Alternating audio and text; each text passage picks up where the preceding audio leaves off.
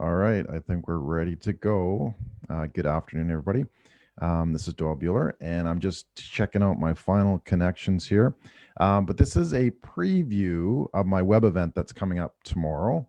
And it's going to be where I'm talking about the digital expedition, and I'm going to give a little sample, a little preview of what it actually looks like and what can be done and how it can be done and that sort of thing. So it's really quite exciting times when you think about it. There's obviously a lot of things that we have to worry about and concern ourselves as always, but the opportunity for businesses who are able to utilize digital and leverage digital is absolutely phenomenal. I'm going to be showing you exactly how to do that as well. So I just want to give you a quick little rundown, a couple of minutes here to talk about some of the key highlights that I'm going to be talking about tomorrow.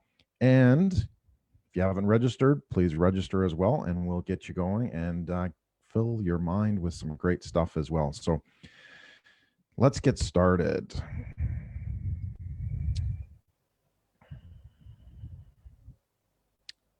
There we go. Just share the screen and away we go. All right. So I say this every time, right? It's now November 2020, and you need to ask yourself where to from here, right? Where are you going? What are you doing? A lot of businesses need to really kind of understand how they're doing and what they need to do to move forward. And if you're in that sort of that planning stage, now is the time to be able to say, hey, this is what's super important. To be able to build a real-time, adaptable, and resourceful business. And that's really what the digital expedition is all about, is what pieces do you need to get you to where you want to go, to get you to that point of a thriving business and not so worried about, the chaos amongst us and that sort of thing. The digital economy is massive. And when you look at it, how can you actually leverage it? And that's sort of what the key points that I want to address here during this preview as well is, so that you can actually use them. You can negotiate with them. You can create audience segments. You can look at how you actually are able to build that infrastructure, build those digital assets, build that ecosystem as well, which is really important in the long run as well. So my name is Buehler. I guide digital challenger businesses in navigating the daunting digital economy and overcoming the fear, anxiety, and resistance of operating as a true digital company in the 2020s. I help them to discover, align, and skyrocket their online business and visibility so the world knows who they are and how they do business. And really what we want to look at is, can you still market, scale, and evolve your business during a crisis and economic downturn? And I'm going to show you exactly how to do that. And we need to look at it in terms of a different perspective. Digital's not easy. A lot of businesses, a lot of entrepreneurs feel that it might be easy. You just set up a website, set up a Facebook page, and away you go. For most of us, we fully understand that that's nowhere near being close to the truth whatsoever. And we don't have to be a perfect digital business either, right? We can be what I call a digital challenger, right? So these are the businesses that are able to understand what they need to know and how to put these pieces in place as well. So if we understand that, we can become a digital challenger. And it doesn't mean you have to be first in the class, first at in your industry or whatever the case may be. It means that you've got those capabilities to fully understand where to go, what to do, how to connect, how to create that value as well. And if you don't, then guess what? You're missing out. It's pretty simple as that. So the journey. Now, we need to look at it as is it a safari or is it an expedition? And a safari to me is, getting in a four-wheel drive, going through South Africa, through a jungle or whatever the case may be, in Central America, and just kind of looking around and enjoying the view and looking at the animals, looking at the monkeys and the tigers and not getting eaten by the lions, right? That's what a safari is. What's an expedition? Well, if you look at really fundamentally what the expedition is it's a journey of discovery. The expeditions are the ones that brought Europeans to North America. They're what brought explorers to Antarctica and to the North Arctic Circle as well. So really, if you look at just that, they're the ones who, had the first flight across the Atlantic Ocean, the Pacific Ocean, and across Asia and everything else like that. When you think about it, an expedition is difficult. It's a challenge, but what did they do in advance? They prepared. They looked at what do we need, what team do we need, what resources do we need, how do we put this together, how do we plan it out, how do we actually understand what it is that we need to do. And this is, even up the mountain of Mount Everest, right? How did they get there? That wasn't a safari, right? It was an expedition. And it took them a long time just to get to that base camp, and then that base camp, and then that summit. And then, even then, what did they do? They had to continue that journey, right? Just because they were pointing back down to the ground doesn't mean that they weren't, less of an expedition. This part is part of the expedition. It's part of the journey as well. So it's looking at, are we observing and seeing in a safari, or are we actually discovery and doing? And to me, that's the fundamental difference, is that we need to change this into a discovery and into doing and execution, right? That's key. So why do we want to do this? Well, the journey of discovery and opportunity, you're already sitting on a mountain of value, right? Let's be honest. You're in business, you're running the business, you're getting sales, you're getting customers, all that great stuff. But where could you go from here? Do you have that stability? Do you have that understanding of what needs to be done and how it needs to, what course you need to take and what journey you need to go on as well? So if you look at it, I've got 10 steps here, what I call base camps, that'll take you up to the summit and then back down the other side, because we want to understand the chaos, the confusion, the uncertainty. What's going to happen? When's it going to happen? What are we going to do about it? We want to get to the digital promised land, where we can look at clarity, certainty, competency. And why? Well, that gives us choice. That gives us choice to decide, okay, how do I allocate my resources? What industry do I want in, or what market segment do I want to work in as well? So it really helps you define that choice. If you're able to understand that I can get past the chaos, I can get past the confusion, I can get past the uncertainty by following a simple process, a simple methodology. And I'll make digital easy. Digital is hard, right? I've been in digital for like 18 plus years. From the e-commerce world, one of the biggest, fastest growing companies in Canada. And digital is hard. It's not easy, right? I don't know how many times I can say that, but it's important that we actually learn and understand what it is that we need to do and go from there. So I'm going to go in the actual web event. And again, this is the preview. This is the preview. I'm going to take you through these 10 base camps: sense making, inflection, signals, transformation, fear, learning, growth, digital expedition, the digital amps approach. And I'm going to show you quickly this piece here, so you can see how it all fits together. Your flight plan, timing and targeting, and your digital challenge to end it all up as well. So why is this important? Well, if you look at the last 9 months since COVID, right, we've had a giant growth, a giant spike in digital adoption in terms of businesses, and this is just the UK and US, right? Just so that it's clear. So we've had a huge peak. If you look at 2019, we're roughly 20% digital adoption, and this means how many businesses actually have a website, a basic level, right? Website, or actually it's beyond that basic level of just a website and a Facebook page and that sort of thing. So you really have to look what's beyond that. What's beyond that? Well, it's bringing your audience on a journey, bringing them on that story that you're trying to tell and develop with them. So we're only at 20% on average, and it peaked at about 35%. This was about 5 months ago. But the point is that this amount of growth, actually, just before I get into that, if we look at Australia as well, what do we see? We see the desire for the audience behavior to do more digital. Okay, pretty simple. They can't go to the shop, so what do? They go order online. And yes, we have seen this as a spike, and there will be drops as well. You can see drops here. This is from May again. There was drops after into May, but this has continued on, and there will be drops as some businesses decide, you know what, I'm not going to do this. I'm not going to develop that digital strategy or whatever the case may be. So there's massive opportunity. So we're about here in terms of 20 to 30% of digital penetration adoption, right? Is your business fully has that full capability to provide that experience, develop an understanding, provide that customer journey in the digital space. Right now, we're only at about 20%. Where should we be? Well, realistically, how do we get into that 75 percentile? Well, first off, we need to work at it, right? It's not just going to magically happen.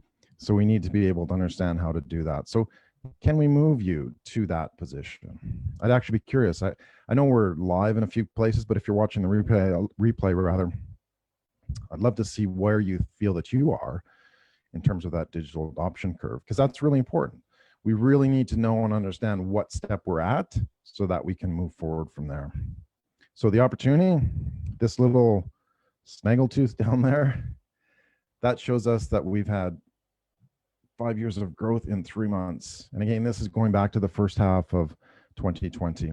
So when the proverbial shit hit the fan, guess what? There was a massive opportunity created by this. Okay. Those businesses that were able to engage, that were able to detail, to say, hey, this is important. I can shift my model. I can understand the pieces that I need to develop, and I can move forward out of the recession, out of the pandemic, whatever the case may be. So it's really important that we look at that. And it's massive. 5 years growth in 3 months. What if, right? So what are some of the key ingredients here? The main one, delivering a remarkable digital experience worth remembering. I'm going to go quickly into this. I want to keep this as short as possible. But we need to look at, how do we develop a Disney versus Cirque du Soleil? How do we make it entertaining? How do we scale and enable through digital, right? So we have to be able to create that experience worth remembering. Now, digital can be confusing, right? And a lot of times it looks like, a big ball of mess, right? So we need to be able to understand, how do we actually pull that out to what I call the black wire. So we have to be able to pull this confusion out. It's like we're trying to understand what we need to do, and it's going to take some work. But how do we unwind the chaos, right? We pull that black wire out. Where does that leave us? Well, what's key here? We have to have our point of clarity. We have to have our point of certainty, and we have to have our point of competency. If we have all these pieces, that gives us the tools and the knowledge and the capabilities to be able to design this digital experiment, design this digital expedition. So quickly, as I showed you, this is one of the first pieces here. Where'd it go? Anyway, a little bit of a delay here. This is part of that full triangle. Not quite like that, but there we go. So I'm just going to quickly talk to you about process, because these are some of the key ingredients to help you build that digital experience. That's important. So what are the 3 elements that are needed? Value creation, surprise and delight. Digital experience, creating a personalized audience experience that's remarkable and worth remembering. Okay. And all these can be done fairly easily. And the third one is digital delivery, being able to deliver this on demand. So quickly, if we look at this, what I call the HelloFresh meets Jamie Oliver meets Uber Eats model. And basically what we're doing is we're providing ingredients, and think outside of food, but just to kind of demonstrate the model. What we're doing is we're providing food, like HelloFresh delivers fresh food that you then cut up and prepare and cook and all that sort of thing. It's not the prepackaged microwavable type dinners, right? It's actually quite intriguing, because they send you ingredients to be able to make something.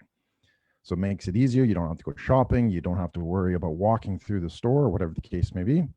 Now, what if we had Jamie Oliver, our celebrity chef, being able to convey sort of those key ideas that are super important, and that is able to convey that knowledge, that expertise of how they're doing things and what are they doing. So in the case of this, what if we had Jamie Oliver help you cook up a meal?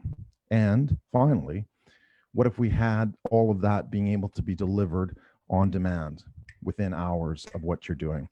Now, all of these concepts are available today. Like, you can set up a restaurant, a business, it doesn't really matter, retail, you name it, you can have these elements where you're able to provide that unique value. HelloFresh, you're able to have that, create that digital experience, the celebrity chef, and you're able to provide that on-demand delivery. And in the traditional retailer, you can do that right now. You can get plugins for your website that allow you to be able to connect to a crowdsourcing type delivery service. You're able to connect your audience anywhere in the world at the click of a button, and you're able to provide that unique and refreshing value that Uber Eats, or rather HelloFresh, provides as well. And then the last example is Cirque du Soleil versus Disney. Oops. Okay, so this basically, I think it was in June, Cirque du Soleil went into bankruptcy. And really what they intended to do was they're the events company of events companies, right? So they really knew what they were doing in terms of events. But when people couldn't go to their shows, when people couldn't line up for tickets to go into the Coliseum or the Performing Arts Theater or whatever, what did they do? Nothing. They just decided, oh, that we're going to shut down. And just last week, I wrote an article, but I also, in the research of it, found that they actually closed off Zumanity entirely, like a show that's been running for 18 years. I think it's 18 years in Las Vegas. But what if they actually looked at how they can actually leverage digital? I was actually quite surprised because Cirque du Soleil has been used, and I was told this, I had no idea, but used as sort of that innovative company example in the Blue Ocean strategy book and all that kind of stuff. Why did they stop innovating? What happened? And to me, they really had the capability of being able to do a lot very, very quickly. They had, when you think about it, tens of thousands of shows or hours of video content and interviews and all this amazing content that they could actually just put into an archive, put into a streaming service, make the videos accessible.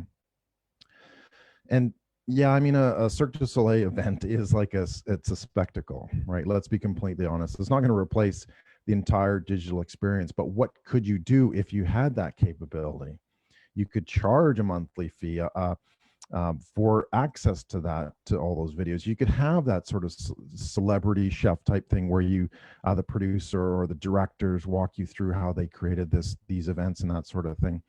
You have that on-demand ability where I can just go and, with my remote and check out the latest shows or, do something like that really moves forward.